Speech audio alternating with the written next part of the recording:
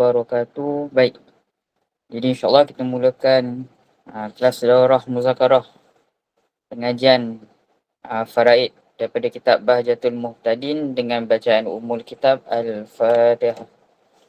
A'udzubillahi minasyaitonir rajim. Bismillahirrahmanirrahim. Alhamdulillahirabbil alamin arrahmanir rahim.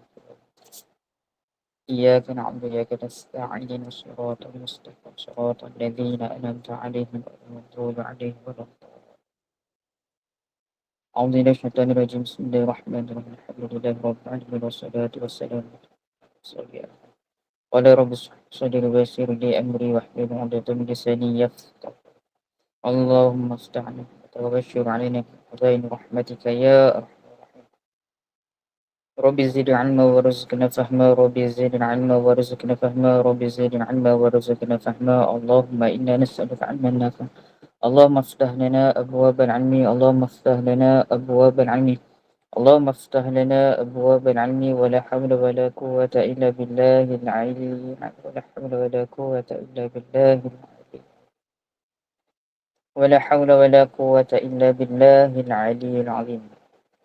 Baik, Alhamdulillah, syukur kepada Allah Subhanahu Wa Taala kerana masih lagi memberi kita kesihatan, masih lagi memberi kita ruang dan peluang untuk sama-sama mengikuti pengajian ataupun muzakarah bab faraid daripada kitab Bahjatul Muhtadin. Baik. Jadi sebelum kita teruskan muzakarah kita pada malam ni, suka juga saya nak minta sama-sama kita sedekahkan pahala bacaan Al-Fatihah kepada almarhum Tuan Guru Haji Soleh Pondok Pasir Tumbuh lah, yang mana kali ikutnya dah dekat lah, sepatutnya kita kata tarikh dia punya meninggal tu lah. Boleh semasa saya sempat masa di Pasir Tumbuh pun Alhamdulillah lah, Allah Ta'ala memberi rezeki lah. Saya sempat berkhidmat dengan Tuan Guru Haji Soleh, ataupun kalau nama manjanya kita panggil Ayah Leh lah, masa di Pasir Tumbuh. Saya antara salah seorang yang sempat berkhidmat dengan beliau lah. Saya antara salah seorang daripada yang tolong tolak kursi roda almarhum Tuan Guru lah. Jadi kalau pagi-pagi apabila sampai waktu jadual untuk check up dekat hospital SUSM, sama ada saya ataupun Ustaz Asra, kami akan gilir-gilir lah, akan bawa Tuan Guru, almarhum Tuan Guru Haji Soleh pergi check darah, check segala check lah. Sebab masa tu pun dia dah tak berapa dah sihat. Jadi insyaAllah kita, sebelum kita mulakan pengajian kita, kita sama-sama sedekahkan bacaan Al-Fatihah kepada beliau lah. Al-Fatihah. أعوذ بالله من الشيطان الرجيم بسم الله الرحمن الرحيم الحمد لله رب العالمين الرحمن الرحيم إياك نعبد وإياك نستعين الصراط المستقيم صراط الذين أنعمت عليهم غير المغضوب عليهم ولا الضالين آمين. Baik, Alhamdulillah. Jadi insyaAllah malam ni kita nak sambung lagi pengajian kita, cumanya kita nak ulang sedikit lah. Mungkin pada pertemuan yang kedua pada minggu lepas tu mungkin sedikit kita kata mungkin saya rasa macam kalut sikit lah. Jadi kita tengok pada muka surat, kalau dalam kitab muka surat 47 lah. Baik, jadi sedikit kita ulang balik sikit je. Muka surat. Baik, muka surat 47 ni kita nak baca sikit kat sini sebab kita nak bilang 10. Kalau mengikut pengarang kitab musannif dia bawa datang dengan 10. Tapi kalau kita hincikan balik adanya 15 orang. Jadi betul lah semuanya betul. 10 pun betul. 15 orang pun betul. Cumanya cara pengiraan tu sahajalah yang berbeza. Baik. Qala al-musannifu rahimallahu ta'ala. Baik, jadi harapnya semua dah bersedia. Lepas tu pula dah makan lah kot. Saya pun tak makan lagi. InsyaAllah lepas habis kelas kita makan lah. Okay, baik. Qala al-musannifu rahimallahu ta'ala. Jadi kita tengok dekat sini lah. Kita tengok dekat sini nombor 1. Cumanya kita tak baca lagi nombor 1. Kemudian kita baca dulu yang dalam kotak. Sebab ni yang mantan dia. Baik. Qala al-musannifu rahimallahu ta'ala.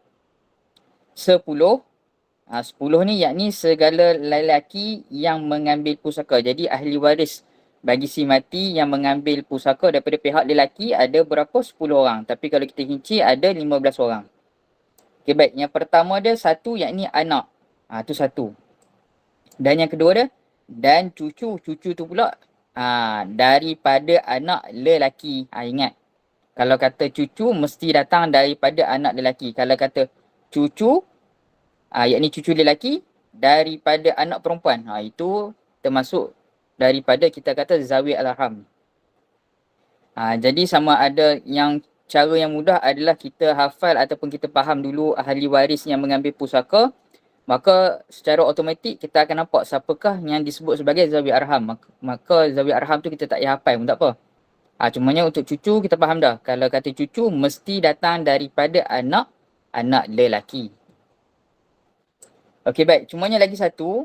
Kalau setengah kitab dia sebut dah anak lelaki ataupun cucu lelaki. Tapi dekat sini dia sebut dah dekat mula-mula sekali. Segala lelaki yang mengambil pusaka. Jadi apabila disebutkan lepas daripada tu, maksudnya semuanya kena kita kata kena kepada lelaki lah. 10, yakni 10 orang. Anak, yakni anak lelaki. Dan cucu, yakni cucu lelaki daripada anak lelaki. Itu yang kedua. Dan jika, sambung kat muka surat sebelah lah. Muka surat 48. Mana dah? Dan jika terkebawah sekalipun, maksudnya cucu, cicit, ciut, itu adalah waris lah bagi si mati. Okey, seterusnya tu yang kedua. Dan bapa bagi si mati, ni yang ketiga. Lepas tu pula waris yang keempat, dan bapaknya bapa, yakni kena pada kata datuk. Ataupun setengah dalam kitab dia sebut dengan nenek. Nenek tu datuk lah.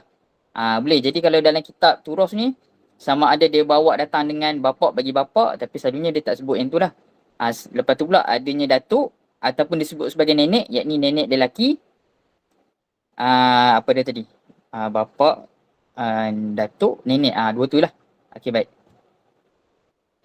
Okey, jadi untuk datuk ataupun kita kata bapaknya bapak, jika ke atas sekalipun, maksudnya si mati, bapak bagi si mati, kemudian datuk bagi si mati, kemudian atas, saya tak apa lagi dia punya istilah dia tu. Maksudnya yang ke atas lah. Maksudnya bapak bagi bapak.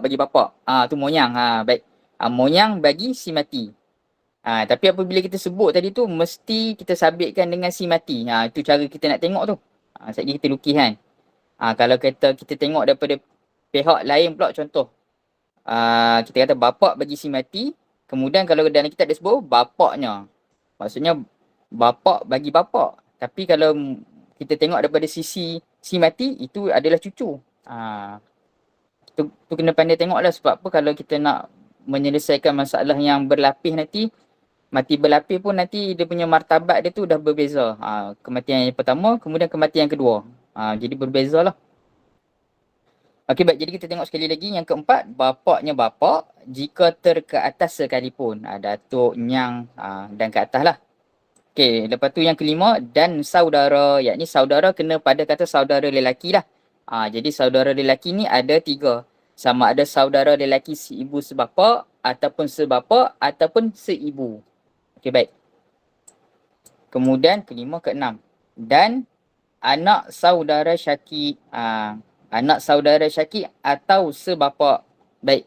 Apabila disebutkan anak saudara, anak menakan lah.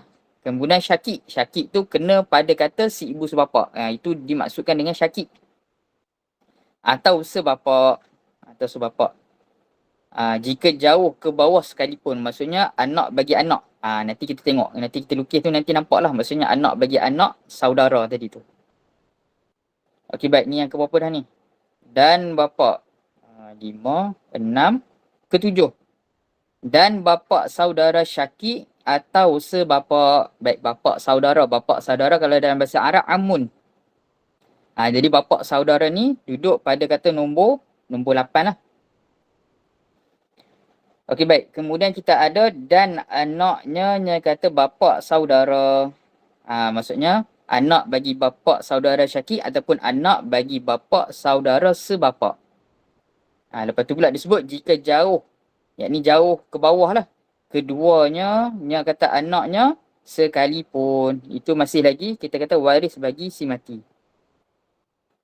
Okey, baik. Kemudian yang ke-9, dan suami, yakni suami bagi si mati. Kalau kata dah bercerai, kalau kata dah bercerai lama, maksudnya bukan lagi dalam tempoh, kita kata apa? Kita kata bukan dalam tempoh rujai, boleh rujuk. Dah lama dah lah. Maka itu dah tak dapat dah. Kalau kata salah seorang daripada bekas isteri ataupun bekas suami mati, maka dia tak boleh nak mewarisi harta lah. Tapi kalau masih dalam iddah yang rujai, maksudnya suami tadi tu cerai isteri dia dengan talak 1 ataupun talak 2, kemudian berlakunya kematian salah seorang, maka boleh lagi mewarisi antara satu sama lain. Baik, kemudian yang terakhir sekali yang ke-10, dan penghulu yang memerdekakan, yakni bagi hamba lah. Jadi cukup dah 10. Jadi yang ke-10 ni tak ada lah, yang ke-10 tu tak ada. Okey, baik. Jadi kalau kita tengok dari segi pengiraan, kalau ikut yang apa tu minggu ataupun pertemuan yang kedua tu kita dah buat dah. Kita hincirkan 15. Kita dah kira 15. Boleh. Dekat sini kan 15 kita dah kira dah. Tapi kalau ikut kitab 10, tapi kalau kita kira balik betul-betul dapat balik 15. Sekali lagi, sebab apa? Sebab ni penting lah, fasa ni penting untuk kalau kata siapa-siapa yang dah lalui pengajian ilmu faraid, tak apalah, mungkin kita ruai yang baru-baru yang nak ikut, mungkin dia kena tekan sikit lah yang ni. Sebab apa? Sebab saat lagi pun kita dah nak masuk pada pengiraan yang asas lah saat lagi. Kat bawah tu nombor 1 saat lagi ada pengiraan asas. Okay, baik. Jadi 10 orang waris lelaki. Yang pertama sekali anak lelaki. Tapi belakang ni mesti semua kita mesti sandarkan kepada si mati lah. Anak lelaki, si mati. Kemudian kita ada cucu lelaki daripada anak lelaki bagi si mati. Lepas tu anak panah ke bawah maksudnya. Dan ke bawah lah cucu cicit. Tapi datang daripada anak lelaki. Baik. Kemudian kita ada nombor 3 yakni bapa. Bapa bagi si mati. Kemudian kita ada nombor 4 yakni datuk, ataupun dalam bahasa lain disebut nenek lelaki, yakni datuk hingga ke atas. Kemudian nombor 5 adanya saudara. Dan kita ada sebut sepatah je saudara. Dia ringkas. Tapi saudara tu pula terpecah kepada 3, yakni saudara si ibu sebapa yang disebut sebagai syakik, ataupun saudara sebapa, ataupun saudara si ibu. Okey, baik. Kemudian kita ada anak saudara. Anak saudara bagi saudara lah. Yakni anak saudara si ibu sebapa ataupun anak saudara sebapa. Tapi ada anak panah ke bawah ni kan, yakni hingga ke bawah lah. Okey, baik. Kemudian yang ke-7 kita ada bapa saudara, yakni bapa saudara bagi si mati ataupun kita kata pak menakan ni lah. Okey, baik. Kemudian kita ada bapa, yakni bapa saudara yang si ibu sebapa dan juga bapa saudara sebapa. Kemudian adanya waris yang ke-8, yakni anak bagi bapa saudara. Pun terpecah kepada 2, yakni anak bagi bapa saudara yang si ibu sebapa ataupun anak bagi bapa saudara yang sebapa. Kemudian ada anak panah ke bawah, yakni sehingga ke bawah lah. Kemudian nombor 9 kita ada suami. Dan yang ke-10 kita ada penghulu ataupun tuan hamba. Tapi yang nombor, kita kata yang nombor 10 ni lah. Yang mana nombor 10 ni kita kata tidak, tak wujud dah lah yang ni. Ni dah tak ada nombor 10 dah. Dah tak ada lah. Buat masa sekarang lah. Baik. Jadi setakat ni boleh tak? Setakat ni boleh tak untuk pengiraan 10 orang ahli waris ataupun 15 orang ahli waris ni untuk pihak lelaki? Kalau boleh cuba buat simbol ikon angkat tangan. Baik. Ataupun nak buka voice pun boleh juga. Buka voice pun boleh juga. Okey, baik. Jadi kalau semua okey, kita nak teruskan lagi. Kita nak patah balik pada muka surat 37, tengok pada nombor 1.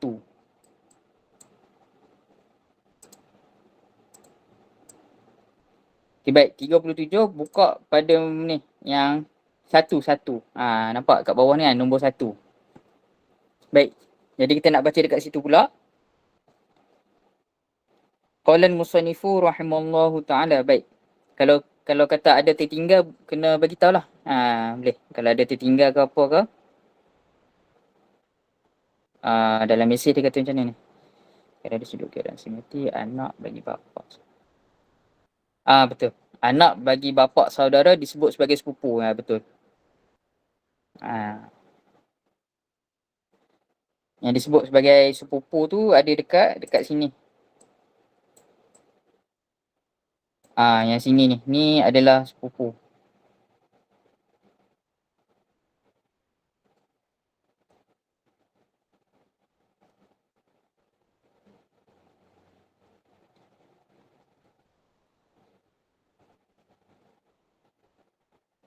Sepupu bagi si mati. Okay, baik. Terima kasih. Tu. Ni pun satu ilmu juga tu. Nak kena apa? Nak boleh kita kata apabila orang sebut pak menakan, mak menakan. Saya pun kurang sikit. Tak apa-apa nak boleh imagine. Tu ada setengah orang dia mahir tu. Apabila dia sebut pak menakan ni, dia boleh tangkap. Okay, baik. Jadi kita tengok pada nombor 1, pada muka surat 37. Baik. Kauluhu. Nombor 1, kauluhu 10 anak dan cucu alif lam kha tu, yakni ila akhir lah. Sehingga habis ayat tu. Baik. Maka jika berhimpun sekalian laki-laki, yakni waris laki-laki lah. Yang mana 15 orang kan. 15 orang tadi tu ataupun 10 orang tadi tu. Dengan bahawa tu nak taswir, yakni buat gambaran lah. Yang mati itu isteri. Apabila kita kata nak dapat 15 orang ataupun 10 orang ahli waris lelaki, maksudnya yang mati tadi ni adalah isteri lah. Isteri yang mati meninggalkan suami. Dan juga ahli waris lelaki yang lain lah. Okey, baik. Jadi apabila kita kata maka jika berhimpun sekalian waris lelaki tadi tu, berhimpun 15 orang ataupun 10 orang, nescaya mengambil pusaka 3 orang jua. Baik. Yang mengambil pusaka hanyalah daripada bilangan 10 ataupun bilangan 15 tadi, hanyalah kita kata 3 orang sahaja. Baik. Jadi siapakah 3 orang itu? Iaitu kata 3 orang tadi tu suami. Pertama sekali suami. Baginya nyanyi suami tu rubuk. Okey, tulis ke bawah tu 1/4. Rubuk yakni 1/4. Lepas tu pula orang yang kedua dan bapa, baginya bapa sudus. Sudus tu yakni 1/6. Okey, lepas tu pula orang yang ketiga adalah dan anak, yakni anak lelaki. Anak yakni anak lelaki lah. Boleh anak yakni anak lelaki. Baginya yang kata anak lelaki, buka muka surat sebelah. Baik, baginya yang kata anak lelaki. Barang yakni harta lah. Yang tinggal yakni baki. Maksudnya anak tadi tu mengambil asabah. Baik. Cumanya kita tak lalui lagi lah. Maksudnya daripada segi ahli waris tu berapakah ketetapan yang sepatutnya dia dapat. Cumanya dalam kitab ni dia bawa macam tu lah. Jadi kita ikutlah apa yang telah ditulis tu, kita ikut. Okey, baik. Jadi kalau kita nak baca, baik kita kira dululah. Kita kira dulu. InsyaAllah malam ni kita dah nak masuk kepada pengiraan. Baik, jadi saya adalah beberapa step untuk kita nak kira, untuk memudahkan kita kan. Okey, baik.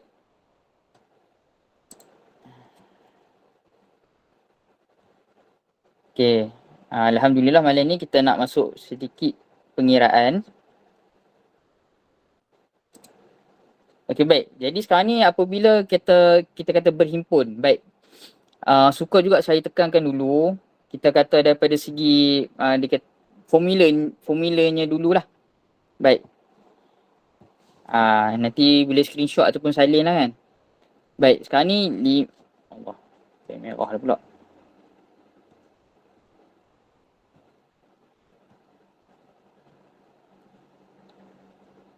Baik. Kita ada 15 ataupun 10 lah kalau mengikut pengiraan, yakni waris lelaki. Waris lelaki. Baik, kemudian kita adanya tambah dengan waris perempuan. Nanti disebut waris perempuan, yakni ada 10 orang juga. Tapi kalau ikut kira perempuan hanya 10 lah. Baik, apabila ditambah 15 ataupun 10, tapi kita ambil 10 lah. Kita ambil 15.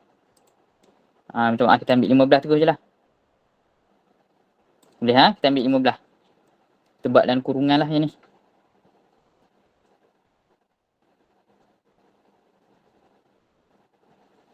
Baik, 15 ditambahkan dengan 10, maka kita akan dapat, kita kata jumlah ahli waris. Yakni sebanyak, ni semua nanti disebut dalam kitab, tapi kita buat daripada segi penulisan formula dia kan. Ni daripada segi penulisan formula dia lah. Boleh. 15 tambah 10, maka kita dapatlah jumlah ahli waris bagi si mati. Ni kita kata jumlah.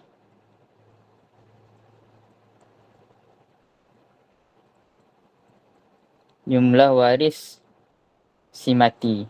Lelaki dan perempuan.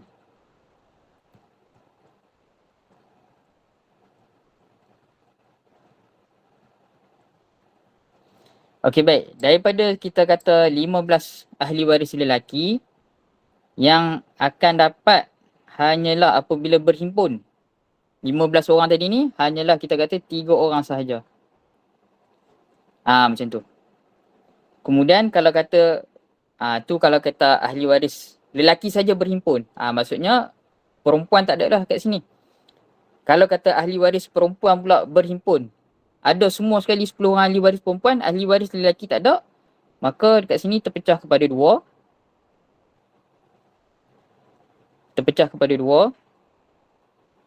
Ni saya sebut dulu, nanti dalam kitab tu kita baca je lah, sebab kita dah sebut kat sini kan. Sama ada 4 orang ahli waris ataupun 5 orang ahli waris.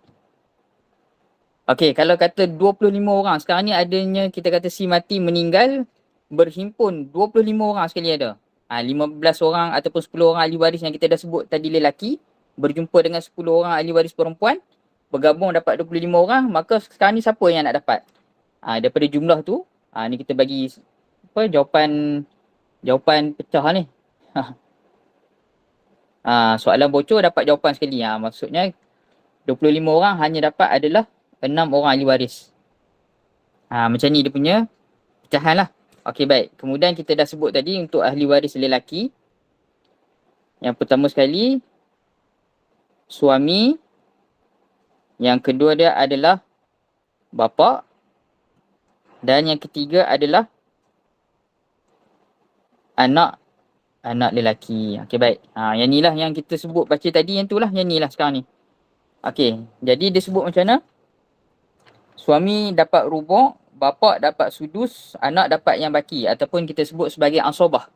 Okey, baik. Jadi kita buat sedikit pengiraan lah sebab dah masuk pengiraan kan. Okey, baik.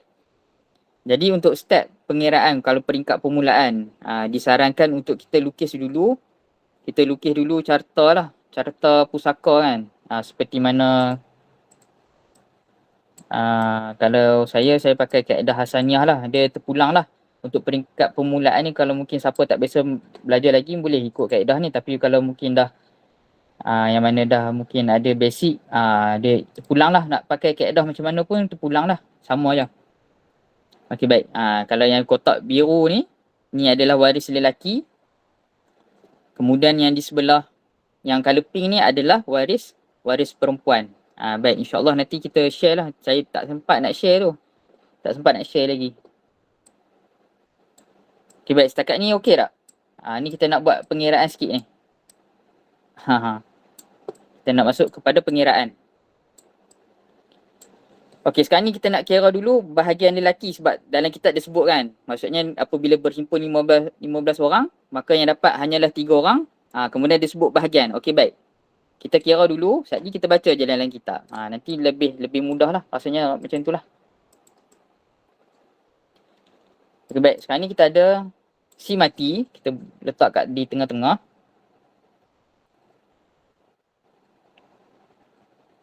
Jadi macam ni lah, saya kira macam ni lah. Baik, kemudian si mati. Kemudian apabila berhimpun 15 orang, hanya 3 orang. Jadi kita lukis yang dapat je lah, yang 3 orang. Siapakah 3 orang? Pertama sekali suami. Okey, baik, suami. Lepas tu bapa.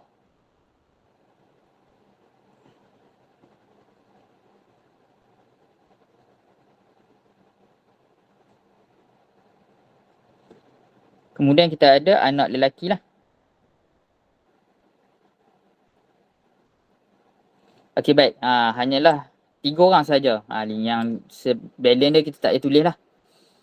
Okey, baik. Daripada 3 orang ni tadi kan dia sebut dah. Suami akan dapat 1/4. Sebab apa suami dapat 1/4 ni kita sebut dululah. Nanti dia sebut juga dekat belakang kitab. 1/4 disebabkan si mati adanya anak. Ataupun kita kata ada furuk waris. Ada cabang ke bawah. Anak, cucu, anak perempuan. Itu semuanya kita panggil yang ke bawah adalah furuk ataupun furuk waris. Okey, baik. Jadi bapa dekat sini dapat 1/6. Okey, bapa sebab apa dapat 1/6? Kerana si mati tadi ni adanya furuk waris lelaki ataupun adanya anak lelaki dekat masalah sini. Maka bapa akan dapat hanyalah 1/6. Baik, kalau untuk suami dia ada 1/2, 1/4. Kalau untuk bapa dia ada 3, bapa ada dapat 1/6 ataupun 1/6 serta asabah ataupun asabah sahaja. Baik, kemudian anak. Anak adalah kita kata yang tadi yang dapat baki. Kita buat dengan simbol ain lah. Yakni asabah. Lepas tu pula kita buat yakni dia punya asabah tu dapat asabah apa? Yakni A asabah B N. Yakni asabah B nafsi. Buat macam ni lah. Saya buat macam ni. Okey, baik. Okey, setakat ni boleh ikut tak? Setakat ni boleh ikut lagi. Ni kita baru lukis dia punya carta. Jadi kalau siapa-siapa nak buat carta untuk diri sendiri boleh lah. Saya selalu kalau untuk peringkat permulaan ni sebab kita pun asal daripada tak berapa boleh kemudian boleh. Jadi kita nampak lah step-step dia, maksudnya kita jangan nak kira lagi untuk masalah orang. Kita kira masalah diri sendiri dulu. Kita letakkan diri kita sebagai si mati. Kemudian kita buat siapakah ahli waris yang tinggal. Kalau kata kita matilah. Okey, baik. Kemudian dekat sini kita nak pakai dah. Kita nak pakai yang mana pada awal-awal pertemuan yang pertama tadi ni, yakni yang mana kita sebut mengenai masalah kaedah mengeluarkan asal masalah lah. Cuma saya tak terang habis lagi hari tu. Yang ni. Okey. 4 kaedah ni, yakni kita ada kaedah tamasul, tadakhul, tawafu' dan tabayun. Okey. Sebab apa adanya 4 kaedah ni? 4 kaedah ni nak dapat daripada kita kata nak keluarkan asal masalah. Asal masalah dekat sini adalah tompok permulaan ataupun nak mudah nampak adalah contoh duit RM100. Yang tu je yang ada bagi si mati. Jadi RM100 ni nak pecah berapa tompok? Berapa tompok macam daging korban lah. Kan? Seekor lembu kita boleh pecah kepada 7 tompok. Maka 7 tompok tu disebut sebagai asal masalah. Nak mudah faham dia macam tu lah kan. Maksudnya seekor lembu tu itu adalah jumlah duit. Lembu, saya pun lama tak masuk korban lah. Berapa? Contohlah kita letak lembu tu harga RM6,000. Maka itu jumlah duit RM6,000. Ibarat lembu tadi tu RM6,000. Kemudian berapa tompok boleh buat? 7 tompok. Maka tompok tadi tu disebut sebagai asal masalah. Okey, baik. Jadi asal masalah. Tu nama dia. Kita kata ada asal masalah.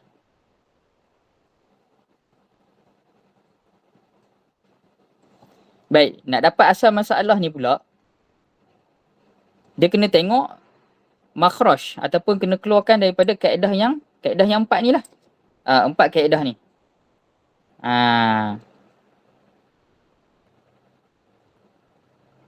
Baik, 4 kaedah ini.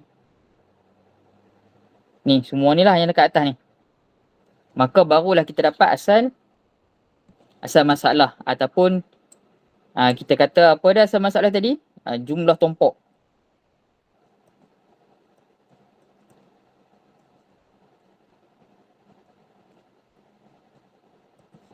jumlah tumpuk. Okey, baik. Jadi sekarang ni kita ada masalah apa sekarang ni? Ada 1/4 dengan 1/6. Okey, baik. Sekarang ni untuk masalah tadi, suami 1/4, maka dia punya makhraj dia adalah 4. Untuk bapa 1/6. Jadi makhraj dia adalah 6. Baik, jadi sekarang ni yang kita perlu buat adalah adukan ataupun kita perlu tengok dua-dua. Ataupun kita kata contoh sekarang ni ada 2 lah. Jadi kita tengok, baik, 4 dengan 6. Jadi nampak tak 4 dengan 6 duduk di mana? Jadi kita tengok kalau tamasul adanya 2 sama 2. Okey, bukan. 3 sama 3 pun bukan. 6 sama 6. Maka tamasul bukan kaedah yang kita nak gunakan. Kemudian kita tengok dekat tadakhul, yakni bermasuk-masukkan. Kalau dalam mudah saya sebut itu apa? Sifir lah. Sifir 2 dan sifir 6 kan. Jadi kat sini kita nak cari nombor 4 dan nombor 6. 2 dengan 4 bukan. 2 dengan 6 pun bukan. 2 dengan 8 pun bukan. 3 dengan 6 pun bukan. Maka bukan masuk dalam kaedah tadakhul. Kemudian kita tengok pula kaedah tawafuq. Okey, tawafuq ni maksudnya ada wifid, ada setengah. Kedua-dua makhraj ada setengah. Okey, jadi kita tengok ada tak 4 dengan 6? Duduk atas sekali. 4 sama 6. Maka ini adalah kaedah tawafuq. Okey, baik. Apabila kita dah dapat dah. Okey, ini adalah kaedah tawafuq. Macam mana nak jadi asal masalah? Macam mana kita nak keluarkan asal masalah? Kita tengok dekat bawah ni. Kaedahnya didarabkan separuh bagi salah satu makhraj kepada makhraj satu lagi. Okey. Okey, dia kata macam mana? Didarabkan separuh bagi salah satu makhraj kepada makhraj yang satu lagi. Baik, sekarang ni kita ada makhraj 4 dan makhraj 6. Maka dia kata apa? Darabkan separuh kepada yang satu lagi lah. Maksudnya kalau kita tulis macam ni, 4 darab 6. Maka kita cari satu, maksudnya salah satu lah. Sama ada kita ambil separuh 4 ataupun separuh daripada 6. Contoh separuh daripada 4, maka separuh 4 ni adalah 2. Maka kita darab saja 2 darab 6 dapat 12. Ini adalah asal masalah. Okey, baik, boleh tak? Setakat ni faham tak? Setakat ni faham tak? Ni kita, sebab tu pengarang kitab dia sebut apa? Kalau kata tak faham 4 kaedah ni, maka dia jadi sia-sia lah perbicaraan tu.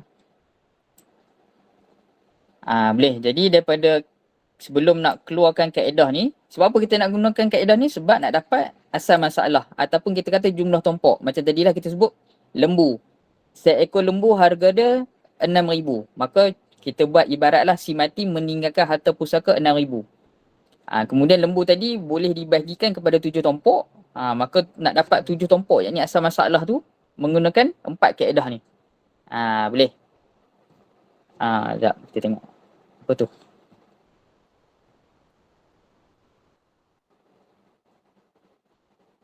Okey, kalau kita ambil 3 dan 3 separuh 6. 3 kan? Okey, baik. Tapi kena faham dulu lah. Maksudnya apabila kita tengok jadual dekat atas ni, maka dia termasuk dalam kaedah tawafuq. Kaedah tawafuq, kita ambil salah satu wifid separuh. Kita darab dengan satu lagi. Baik, contoh 4 darab dengan 6. Baik, separuh daripada 6 adalah 3. 3 darab dengan, kita buka kalkulator. 3 darab dengan, 4 darab dengan 3. 12.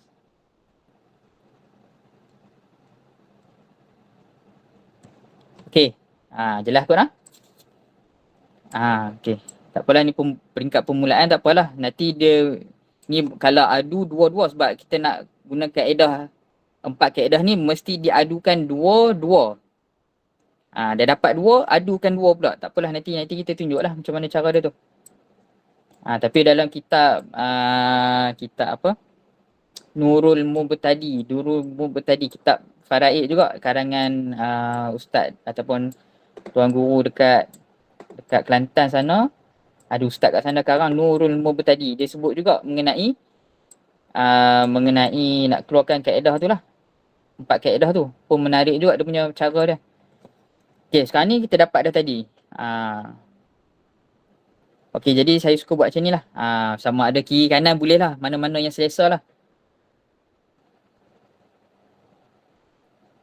Baik.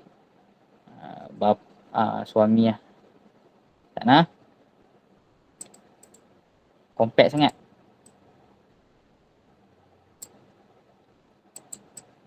Okey, sekali lagi. Kemudian kita ada suami. Kemudian kita ada bapa.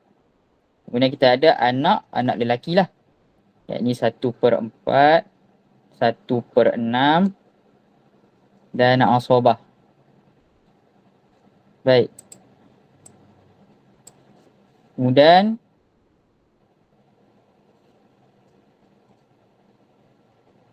okey, selalunya saya akan buat macam ni lah. Apabila dah 1/4 ni, kita zoom sikit lagi. 1/4 ni makhraj dia 4. Kemudian 1/6 makhraj dia 6. Kita buat macam ni.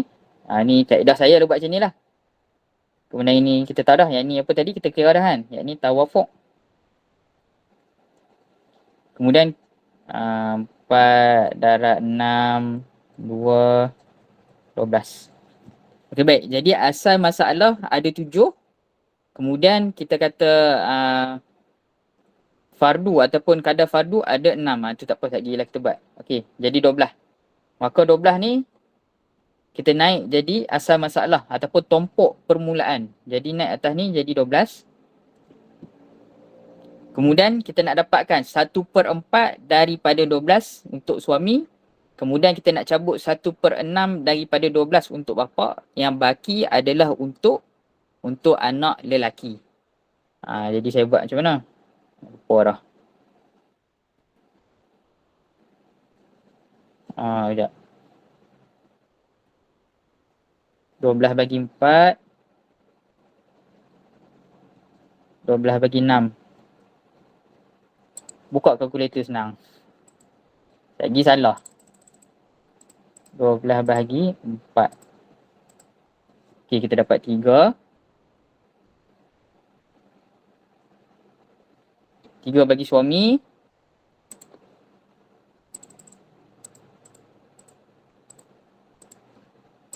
Okey, kita dapat 2. 2 bagi bapa. Maka yang balance adalah untuk anak lelaki lah. 12 tolak 3 tolak 2. 7.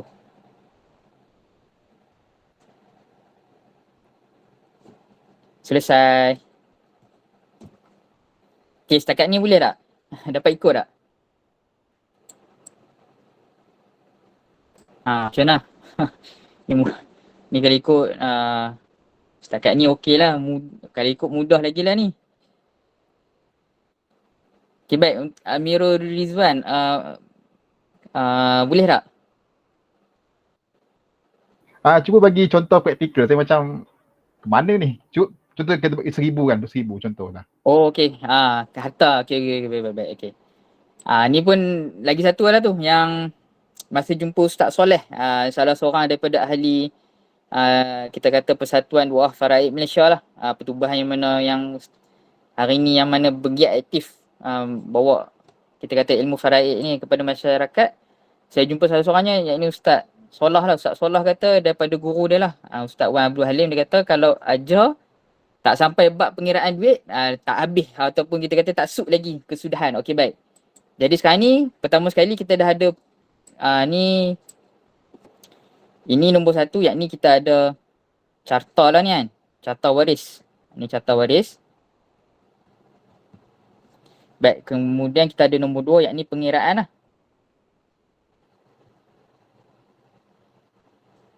Okey, kemudian yang terakhir sekali nombor 3, yakni kita nak bagi harta lah, harta kan. Okey. Asal masalah 12, suami dapat 3 tompok, bapa dapat 2 tompok, anak lelaki dapat 7 ataupun saham lah. Nombor 12 ni disebut sebagai asal masalah. 3 ni kita sebut saham lah, saham ataupun habuan. Dapat 3 saham, 2 saham, 7 saham ataupun boleh lah mana-mana pun tak apa sebut. Okey, kemudian kita nak praktikal kepada daripada segi jumlah. Okey, selalunya orang, kalau orang awam, penamat dia adalah dia nak tahu harta, berapa dapat duit. Yang tu je dia nak tahu sebenarnya. Tapi daripada segi ilmiah, kita kena tunjuk pengiraan. Okey, baik.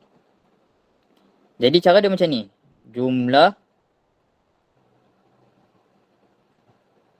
baik, jumlah tumpuk bersamaan dengan kita kata jumlah RM lah. Berapa tarikah bagi si mati lah.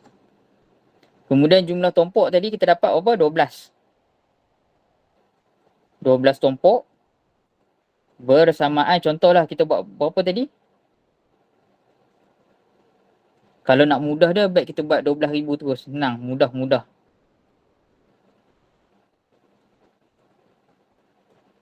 12K, 12,000. Mudah-mudahnya lah. Kemudian kita nak dapatkan satu tumpuk dulu. Kita nak dapat satu tumpuk berapa? Sebab lepas tu baru mudah.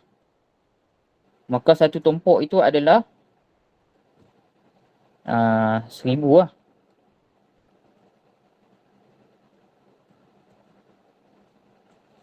Okey, setakat ni boleh tak? Dapat dah 1,000. Kita dapat satu tumpuk. Kemudian kita tengok. Untuk berapa tadi? Untuk suami 3, untuk bapa 2, untuk anak asabah lah. Balance lah. Okey, baik. Jadi kita terus je lah. Kan? Untuk suami kan. Suami tadi dia dapat 1/4.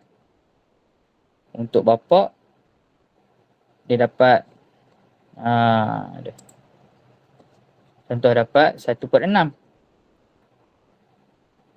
Untuk anak lelaki yang asabah lah. Okay, baik. Sini dia dapat 3, 2, 7. Makanya kita terus darab lah. RM 1K. Darab dengan 3.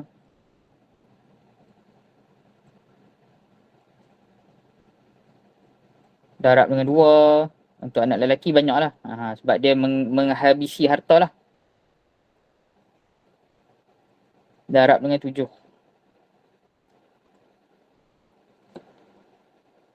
Baik, maka kita dapat dekat sini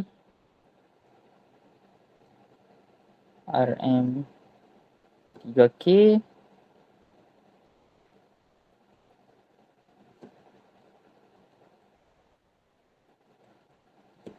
Baik, kalau kita total balik, dapat balik RM 12K. Okay, baik. Setakat ni boleh tak? Jadi macam itulah cara dia. Boleh jadi dia punya formula dia macam itulah. Tapi nak sebelum nak dapat pengiraan tu, paling utama sekali asal masalah dulu. Ataupun tompok permulaan tu. Kalau untuk korban 7, dia takkan jadi 8. Mesti 7. Maka tompok atas ni mesti betul dulu asal masalah ni. Okay, baik. Itu kita dah sebut dah ke tak sebut? Okey, tak sebut lagi. Jadi asal masalah tu ada 7 lah. Asal masalah ada 7. Okey, baik habis. Jadi kita tengok dulu dalam kitab. Jadi selesai kot yang ni. Rasa boleh kot. Jadi macam ni lah. Okey, baik.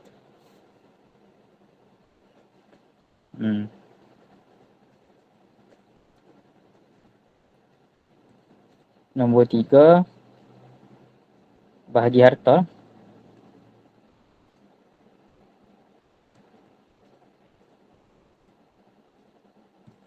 Baik, okey. Baik, jadi kita sambung balik pembacaan kitab, yakni pada muka surat 48. 48, yakni pada atas sekali lah. Markah, tengok dekat markah. Macam tu lah, kita slow-slow sikit. Bila kita dah buat kira tu, kita boleh yang ni kita baca terus je lah. Baik, kemudian maka qala al-musannifu rahimallahu ta'ala. Baik, maka masalah mereka itu, yakni suami bapa, kemudian anak lelaki. Daripada 12, yakni 12 tompok lah. Boleh. Lepas tu pula bagi suami 3. Tadi kita kira dah kan dapat 3. Dan bagi bapa 2, yakni 2 lah, saham dia 2. Dan bagi anak, yakni anak lelaki 7. Yakni 7. Habis dekat situ. Selesai lah. Kita buat pengiraan, lepas tu kita baca je lah. Okey, baik. Pukul berapa dah ni? 10.17. Okey, baik. Sikit lagi. Okey, kemudian kita tengok balik yang di dalam kotak. Baik, kita nak tengok pula ahli waris yang perempuan. Tengok dekat sini. Dan segala ni. Okey. Qala al-musannifu rahimallahu ta'ala. Dan lepas tu nombor 2 dalam kurungan, segala perempuan yang mengambil pusaka 7. Okey, baik. Dalam kitab disebut 7. Dalam kitab ni disebut 7. Tapi kalau kita hinci-hincikan ada dapat 10. Okey, baik. Jadi kita tengok yang pertama anak, yakni anak perempuan lah. Anak yakni anak perempuan. Dan cucu yakni cucu perempuan daripada anak lelaki. Yang tu kedua lah. Dan ibu yang ketiga. Dan nenek. Okey, baik. Dan nenek yakni nenek kat sini kena pada kata nenek pihak bapa dan juga nenek pihak ibu. Ada 2 lah kat situ. Okey, lepas tu pula dan saudara, yakni saudara kena pada kata 3 orang, yakni saudara perempuan si ibu sebapa ataupun saudara perempuan sebapa atau saudara perempuan seibu. Okey, baik, habis. Kemudian kita ada isteri, lepas tu pula dan penghulu yang memerdekakan, yakni ataupun kita sebut sebagai puan penghulu lah. Yang ke-7 tu tak ada lah kalau ikut. Habis dah. Okey, baik. Lepas tu kita baca dulu sikit lagi. Kita baca sikit lagi. Dan 5 orang tiada gugur sekali-kali. Yakni wajib dapat pusaka. Macam itulah ayat dah. Dan 5 orang tiada gugur sekali-kali. Yakni kita kata wajib dapat pusaka. Buatlah macam mana pun. Melainkan masuknya manik. Maka apabila masuknya manik dekat seseorang tu, barulah tak dapat 6 orang ni. Baru boleh tak dapat lah.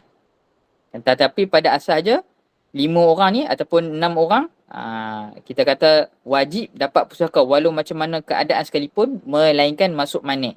Macam yang pertemuan yang lepas lah kita dah sebut. Okey, baik. Siapakah 5 orang tu?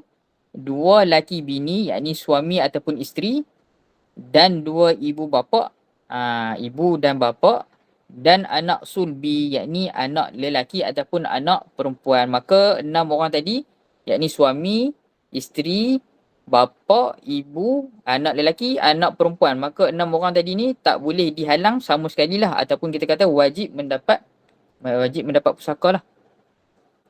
Okey, baik. Jadi kalau kita tengok balik, kita buat pengiraan kan 7 orang. Tapi kalau ikut bukan 7 lah. Sekejap. Baik, kita kira balik. Kita nak kira kat mana ni? Habis tempat dah. Kat sini lah.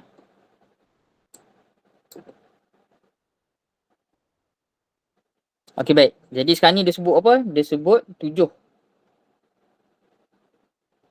7 orang waris perempuan. Kalau boleh tulislah. Tulis terus dekat dalam kitab kan, senang.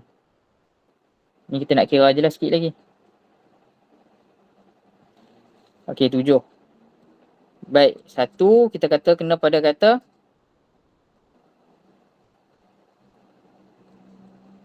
anak perempuan. Baik, yang kedua dia adalah cucu perempuan. Tapi kena ingat apabila disebut sebagai cucu perempuan, mestilah daripada anak lelaki lah.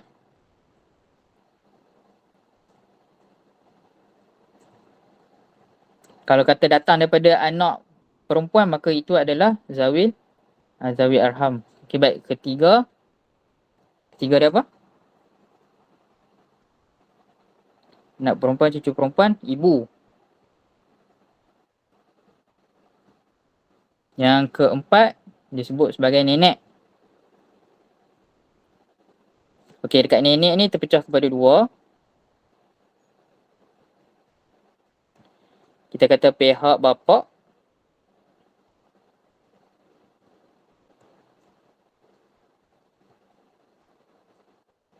Kemudian kita ada pihak ibu.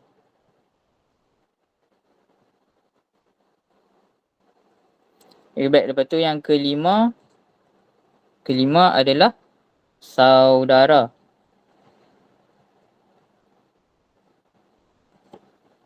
Baik, saudara ni maka terpecah kepada tiga lah.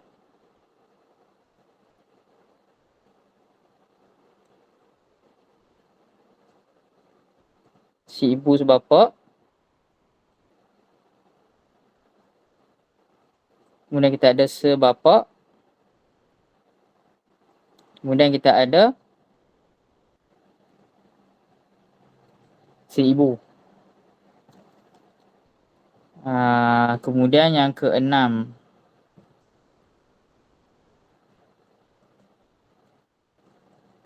Isteri. Yang ketujuh.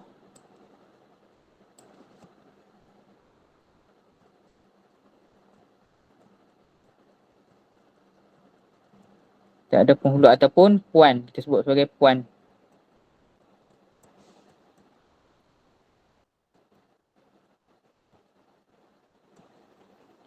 Okey, baik. Ni pun kalau ikut kita hinci-hincikan kita dapat 10 orang ahli waris lah kalau ikut.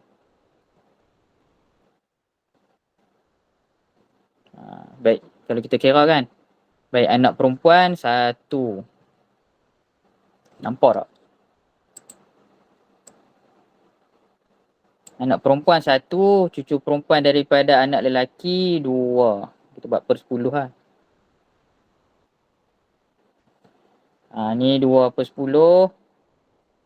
Kemudian kita ada ibu. Ibu 3 per 10. Kemudian kita nenek terpecah kepada 2. Pihak bapa 4 per 10. Kemudian kita ada pihak ibu. Kemudian kita ada saudara 3 orang. 6.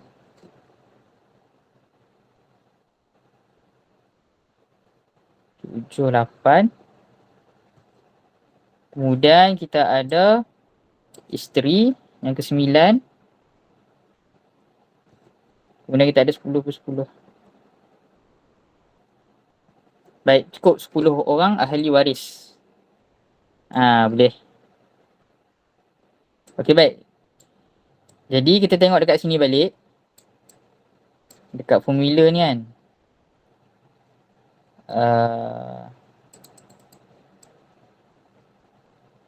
Ni pun nanti dia sebut juga. Cuma kita sebut dululah. Nanti kita baca je.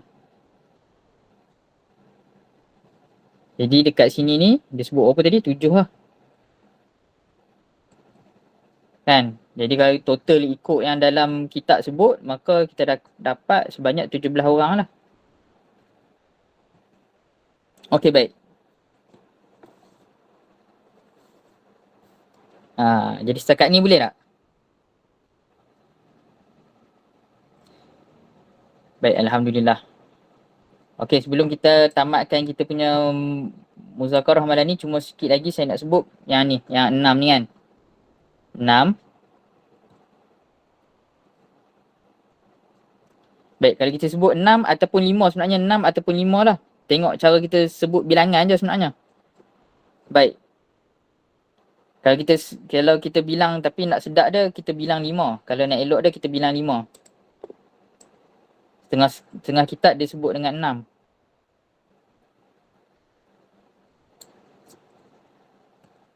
Sikit lagi. Sekejap lagi kita berhenti lah. Lapar dah ni. Okey, 5. Baik, jadi kalau ikut 5 ni, dia terpecah kepada 2 lah. Baik. Kita kira pertama sekali suami. Kemudian kita ada bapa. kemudian kita ada ibu, kemudian kita ada anak lelaki, dan akhir sekali kita ada anak, ataupun lagi satu adalah isteri, kemudian kita ada bapa, kemudian kita ada ibu, kemudian kita ada anak lelaki, dan yang terakhir sekali kita ada anak perempuan. Baik. Jadi macam ni lah kita ikut. Okey, baik. Wallahu a'lam. Setakat ni okey tak? Kalau okey, cuba angkat tangan. Jadi rasa cukup dulu kot setakat malam ni. Okey, baik. Alhamdulillah. Okey, baik. Jadi sepintas lalulah. Jadi kita sebut yang ni dulu. Kita sebut formula ni dulu. 15 orang ataupun 10. Tambah yang ni 15 ataupun 10 yang ni ahli waris lelaki. Ditambah dengan 10 ataupun 7 waris perempuan, maka dia jadi jumlah sekali, jumlah ahli waris bagi si mati apabila berlakunya si mati, maka 25 orang ni lah yang boleh berhak dapat, tetapi hanya 5 orang je yang dapat kan. Yang ni 25 ataupun 17 lah. Kalau 17 ni mengikut pengiraan dalam kitab 10 tambah 7. Okey, baik. Jadi bagi waris lelaki, keluar apabila berhimpun waris lelaki saja, tak ada waris perempuan, maka dapat 3 orang, yakni suami, bapa, anak lelaki. Kalau untuk waris perempuan 10 ataupun 7 dalam kitab disebut, maka terpecah kepada 4 ataupun 5. Ini pertemuan yang akan datang lah. Kemudian lagi satu, apabila 25 orang berhimpun semua sekali, maka yang kita kata wajib dapat hanyalah 5 orang ahli waris. Apakah 5 orang ahli waris? Maka dia terpecah kepada 2 pula. Sama ada set yang pertama adalah suami, bapa, ibu, anak lelaki, anak perempuan, ataupun isteri, bapa, ibu, anak lelaki, anak perempuan. Macam itulah. Okey. Okey, sebelum habis tu juga sekali lagi untuk pengiraan yang tadi kita kirakan 3 orang ahli waris. Adanya bapa, adanya suami, adanya anak lelaki. Bagi bapa dapat 1/6 sebab apa? Sebab si mati adanya furuk waris lelaki ataupun kita panggil anak lelaki, cucu lelaki lah hingga ke bawah. Kemudian suami dapat 1/4 sebab apa? Sebab suami ni, si mati ni adanya furuk waris lah. Lelaki ataupun perempuan. Kalau bapa tak, bapa 1/6 sebab ada furuk waris lelaki lah. Okey, baik. Kalau untuk suami dia tak kira ada lelaki ke ada perempuan, dapat 1/4 lah. Itu yang pertama, carta waris. Kemudian kedua, kita buat pengiraan. Jadi kita kata ahli fardu ataupun adanya kefarduan, adanya kita kata dalam bentuk pecahan untuk suami dan bapa je lah. Ada 2 kan, 1/4 dengan 1/6. Maka 1/4 makhraj dia adalah 4, 1/6 makhraj dia adalah 6. Kemudian kita tengok, kita adukan 2 ni, 4 dan 6. Kalau kita tengok jadual tadi adalah tawafuk, yang ni ada separuh, ada wifid. Maka kaedah nak keluar asal masalah, kita ambil separuh salah satu darab dengan satu lagi. 4, separuh dia adalah 2, darab dengan 6. Dapat 12. Maka 12 ni asal masalah, letak dekat atas. Maka 1/4 daripada 12 dapat 3. 1/6 daripada 12 dapat 2. Baki 7. Bagi anak lelaki menghabisi harta lah. Itulah tugas anak lelaki. Tetapi kalau dia seorang, dia dapat banyak lah, 7. Kalau kata berbilang 2 orang, maka kena bahagilah pula. Kecil lah sikit dapat. Baik, kemudian yang terakhir sekali 3 ni, yakni bahagi harta. Yang ni lah kita kata penamat kepada pengiraan lah. Orang awam dia nak tahu berapakah yang dia dapat. Maka dia punya formula dia dekat sini lah. Lepas ni boleh kira sendiri lah sebab formula dia ada dekat sini dah. Yang ni yang penting. Jumlah tumpuk bersamaan dengan jumlah RM. Maka nak betul pengiraan RM ni nanti, tumpuk tu dulu kena betul. Yang ni mengeluarkan asal masalah. Jadi asal masalah 12 ni nak dapat macam mana? Dengan betul, mestilah memahami dulu. Kita kata 4 kaedah tadilah. Mana dah? Hilang lah. Ni. 4 kaedah yang kita dah sebut yang pada pertemuan yang pertama tu lah.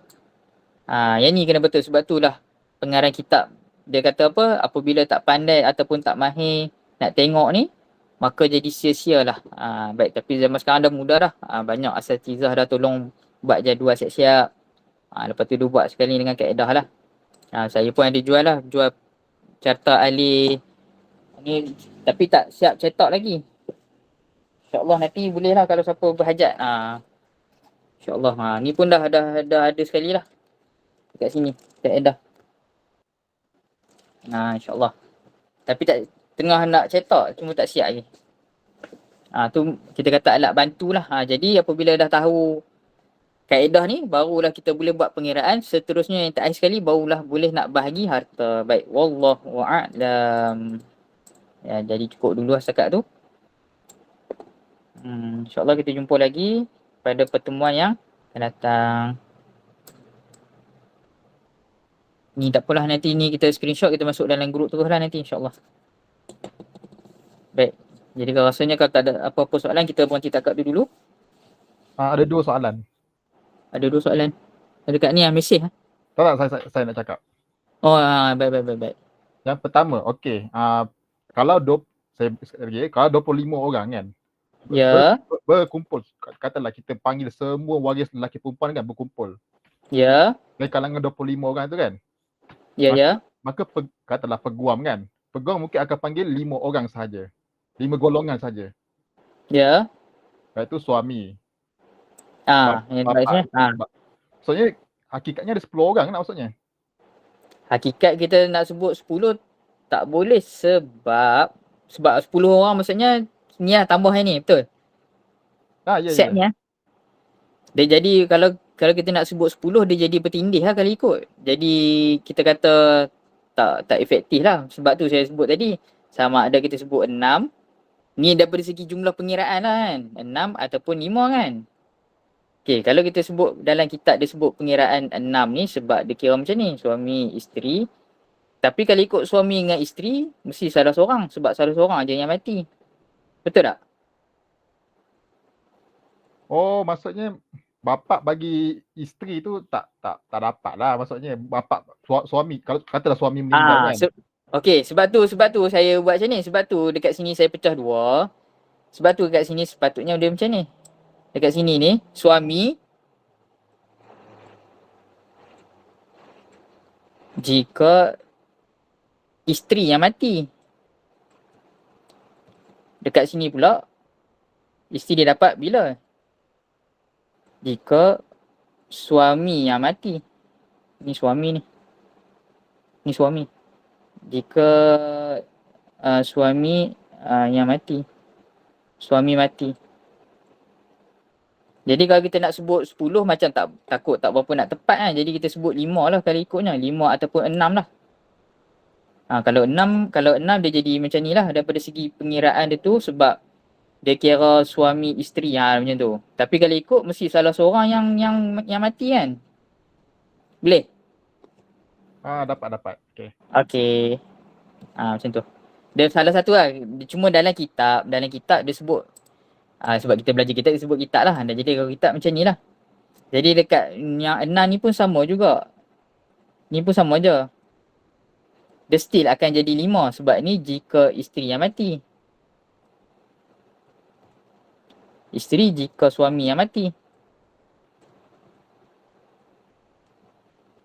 Baik, jelas. Okey.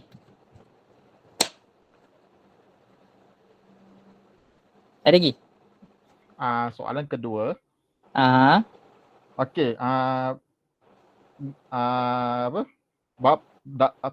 nenek kepada ahli waris apa macam ni tadi.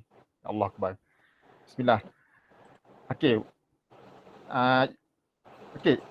Bagi belah perempuan kan. Sebelah perempuan ya. Waris dia salah seorang dia dah apa? Datuk dia betul tak? Ni siapa yang mati? Siapa Siapa nak mati? Yang belah isteri tu apa tu? Kita tengok terus kat jadual. Okey.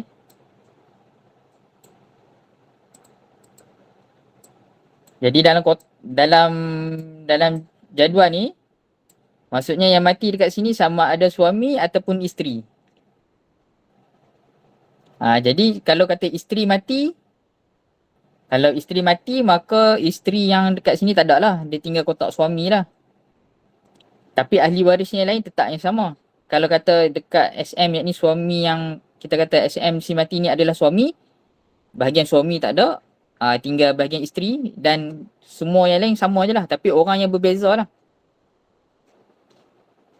Tapi Boleh? tapi ada macam bahas apa datuk sebelah ibu dengan Oh, sebelah ni. ayah. Nenek. Ni, NIB dengan NB. Nampak tak dekat dalam ni? Ni kat sini ni. Yang sebelah perempuan, tengok yang belah pink. Si mati, kita tengok atas. Okey, si mati ada bapa. Kemudian bapa, kita kata ahli waris yang lain adalah datuk lah. Datuk bagi si mati. Kemudian nenek perempuan sebelah bapa bagi si mati. Itu kata-kata ahli waris. Dan ke atas lah. Ni saya tak buat. Ke atas. Kalau belah perempuan, nenek ni. Nenek pihak ibu. Ni nenek pihak bapa. Ini nenek pihak ibu. Daripada ibu lah. Bagi si mati. Boleh tak? Nampak? Maksudnya nenek ni satu adalah nenek sebelah isteri. Satu lagi Oh, bukan. Bukan, dia tak boleh sebut nenek sebelah isteri. Dia mesti sebut nenek sebelah ibu. okey sebelah ibu. Okey. Ha. Kemudian nenek tu adalah bapa kepada suami. Astagfirullahalazim. Oh, okey. Dia ni. Okey, jap. Dia ada, dia kena sebut nama panjang dia. Nama panjang dia kan. Okey, Ustaz. Tak apa, faham. Dia macam ni. Sekejap kita tulis atas ni. Okey, sekarang ni.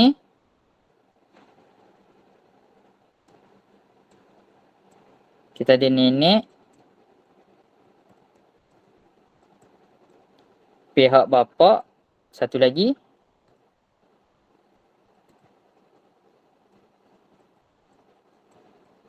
Nenek pihak ibu.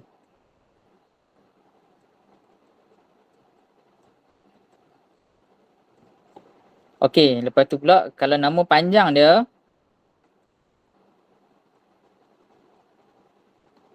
ibu bagi ibu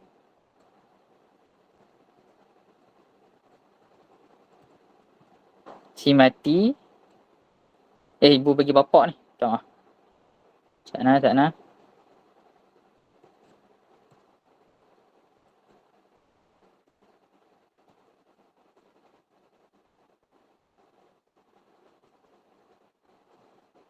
Yang ni pula ibu bagi ibu. Baik, jadi untuk kita nak faham, bila kita nak sebut mesti kita sandarkan kepada si mati. Alamak, tak nampak pula. Baik, jadi kalau kita tengok kat sini nombor 1, yakni nenek pihak bapa, yakni ibu bagi bapa si mati. Boleh Si mati kat tengah ni. Jadi dia tak ada isu dah. Si mati ni sama ada isteri ataupun suami. Okey, kalau kata suami maka mak ayah. Yakni ibu ataupun bapa bagi si mati lah. Itu tak ada isu kan. Kalau kata suami lah, kalau kata isteri yang mati, maka ibu ataupun bapa bagi isteri tadi lah. Okey, yang persoalannya sekarang ni. Cara nak sebut dia. Nenek pihak bapa, kalau nama panjang dia adalah ibu bagi bapa si mati. Tapi kalau kita tengok daripada segi si mati, itu adalah nenek dia. Tapi datang daripada jalur bapa. Tapi kalau kita tengok nenek pihak ibu, yakni ibu bagi ibu si mati. Datang daripada pihak ibu. Kalau tengok daripada pihak si mati, itu adalah nenek dia. Boleh? Nampak tak? Nampak. Jadi maksudnya katalah kata kita ambil kedudukan macam perempuan kan. Maksud kita ada mak bapak kan. Mak bapak si mati lah. Bapak si mati, okey. Lepas tu maksudnya nenek itu adalah nenek belah ibu, nenek belah bapak. Ya, betul. Okey. Okey, baru betul. Macam itulah.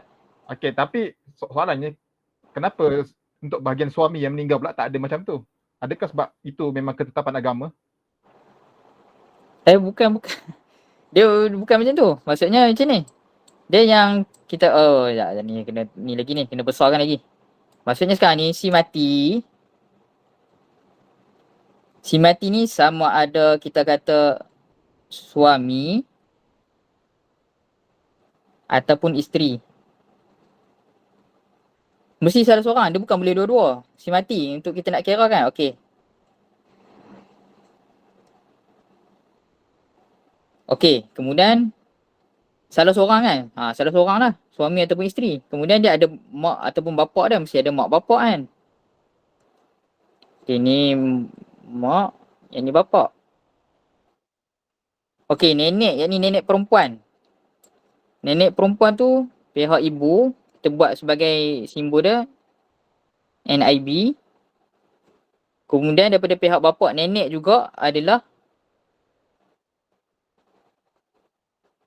okey, nenek pihak bapa. Ni kat sini ni. Okey, jelas tak? Okey, itu saya jelas. Okey. Isunya kata itu kalau isteri meninggal kan? Suami meninggal pun sama juga. Oh, okey. Okey, dia macam ni. Kalau nak mudah Amirul kan. Okey, sekarang ni kita letak dekat sini dalam ni. Dalam kotak ni sendiri kita letak Amirul sini. Nak mudah nampak. Ni Amirul kan. Okey, isteri Amirul akan duduk di tepi ni. Ni isteri. Kahwin dah kot. Kahwin dah kan. Okey. Bakal. Bakal. Alhamdulillah. Okey, baik. Jadi sekarang ni Amirul si mati. Kemudian siapakah ni? Mak ayah Amirul nama apa ni? Goshaidi. Apa dah? Goshaidi. Baik, saya kalau salah minta maaf. Rushaidi. Okey, contohlah. Ibu? Rohana. Okey, Rohana. Macam ni. Okey. Tok perempuan sebelah bapa nama apa? Ingat tak? Wagio. Ha? Wagio. Oh, sebelah bapa Samsuri. Nenek perempuan lah. Oh, nenek perempuan. Nenek perempuan. Sekarang ni disebut pasal nenek perempuan kan? Martina. Martina.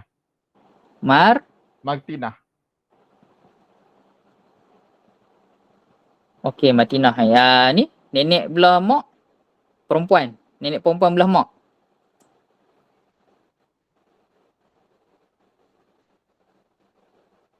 Sarah. Sarah nama dia. Sarah. Macam ni lah jawapan dia. Macam ni. Boleh Oh, tak kira lah saya meninggal ke atau isteri saya meninggal ke? Dua-dua dapat. Isteri kena buat pula isteri lah. Jadi kat sini si mati ni Amirul. Isteri, mak ayah isteri lah pula. Dia bukan sama orang, dia bukan orang yang sama, dia adalah orang yang berbeza. Dia jangan campur. Cuma isteri dengan suami ni dapat pusaka disebabkan pernikahan. Kemudian ahli waris si mati adalah si mati tadilah. Contoh Amirul meninggal, maka ahli waris ni, kalau nenek belah perempuan Sarah, nenek belah bapa Martina. Kalau bapa bagi Amirul adalah Rushaidi, kemudian ibu adalah Rohana. Ini adalah ahli waris. Macam tu. Boleh faham tak? Kalau isteri nanti dia kena bawa isteri lah pula. Mak ayah bagi isteri lah. Lepas tu nenek perempuan bagi isteri. Okey, faham. Jelas. Okey, baik. Okey, baik. Alhamdulillah. Saya belajar bab head lagi senang daripada bab gaib. Jadi itulah nak kena, sebab tu saya kata tadi, untuk peringkat permulaan, contoh bagi orang yang baru-baru nak mula, pertama sekali kita buat macam ni dulu. Si mati tu kita dulu. Apabila si mati tu kita, kemudian kita buat siapakah ahli waris bagi kita. InsyaAllah nanti kehadapan dia lebih mudah lah. Baik, wallahu alam. Yang baik tu datang daripada Allah, yang lemah tu daripada kelemahan diri saya. InsyaAllah kita jumpa lagi pada pertemuan yang akan datang. Subhanakallahumma asyhadu an la ilaha illa anta astaghfiruka wa atubu ilaik. A'udzubillahi minasyaitonir rajim. Bismillahirrahmanirrahim. Alhamdulillahirabbil alamin wassalatu wassalamu ala rasulillah. Allahumma aftah 'alaina futuhal 'arifin. Allahumma 'allimna ilman aqdama fahman sabiqin wa rizqan talibin. Allahumma zidna 'ilma wa hakina bis-salihin. Wa sallallahu alaihi wasallam. Alhamdulillahirabbil alamin. Baik. Assalamualaikum warahmatullahi taala wabarakatuh. Waalaikumsalam.